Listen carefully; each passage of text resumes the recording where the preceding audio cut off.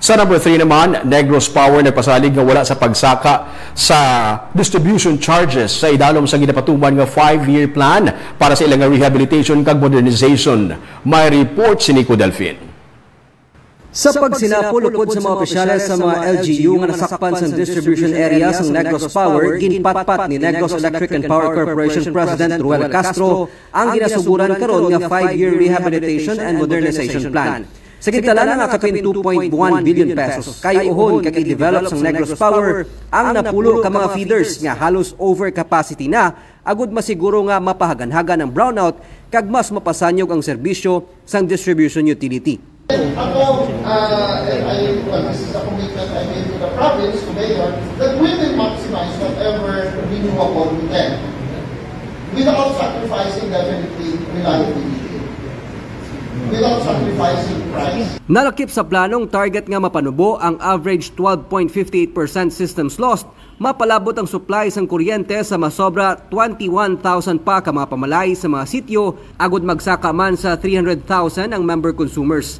Sa tunga sa ginapatuman nga tikang, ginpasalig ni Castro nga wala sang ipatuman nga saka sa baleran sang kuryente sa bahin sang distribution, supply and metering charges nga ginasukot sang Negros Power sa sulod sang 2 ka tuig. The no increase is in the DSM because that is the only thing that we have control over.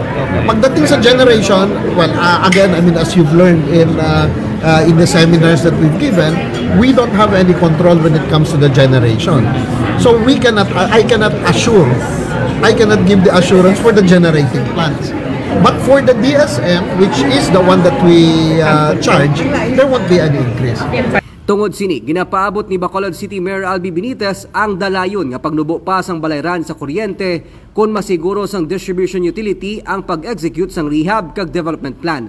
May roadmap sila, so ang plano, that's why I said, no, the plan, katahom sa plano, it's really on how they will now execute. And one of that is to produce a net effect na cheaper rates sa atong consumer. And the only way to do that is to reduce. Hindi lang siguro, it's not just generation cost but also systems lost. So duwa ka areas, if they do their homework and assignment well, no, they will have enough leeway, no, to increase their rates, but ang net effect sa consumer mas nubo. Satisfied ang alkalde sa nang response ang Negros Power ilabi na sa panawagan sang member consumers kag sang katapo sang business sector. Ang electric utility firm nagpasaligman nga ipaiway anay nila ang mga scheduled power interruption para sa pagkaayos ng mga electric feeders kag clearing operation, agud masiguro nga tayuyon ang supply sang kuryente sa natalana nga Mascara Festival sa Bacolod sa Oktubre. Nico Delfin para sa DJcast Negros.